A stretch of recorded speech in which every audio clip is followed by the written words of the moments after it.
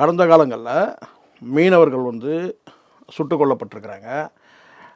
கடலோர மக்கள் வந்து புயல் வெள்ளத்தால் பாதிக்கப்பட்டிருக்கிறாங்க. அந்த மக்களுக்காக பேசவே இல்லை, மீனவர்களுக்காக பேசவே இல்லை. அதுக்கப்புறம் சுனாமியில் வந்து பெரிய அளவில் பாதிக்கப்பட்டாங்க அந்த மக்கள்.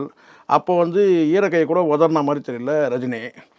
அப்படிலாம் பேசாத ஒரு நபர் வந்து இப்போ திடீர்னு என்ன வந்து நாட்டின் மீது அவ்வளோ அக்கறை, நாட்டின் மீது அவ்வளோ பற்று என்ன, எதுக்காக வந்து இதை பேசணும்? அதான் விழிப்புணர்வு வீடியோங்க சார். விழிப்புணர்வு வீடியோனா கேட்டால் ஏற்கனவே இங்கே விழிப்போடு தான் இருக்கிறாங்க, விழிப்போடு தான் இருந்து ஆகணும்.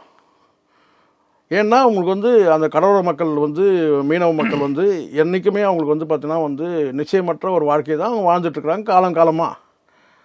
அதில் இவர் புதுசாக இவர் வந்து அவங்கள எழுப்பி விட வேண்டும்னு அவசியமே கிடையாது. நான் சொல்கிறது என்னென்னு கேட்டிங்கன்னா, அதையும் செஞ்சுட்டு இதை சொன்னீங்கன்னா பரவாயில்ல.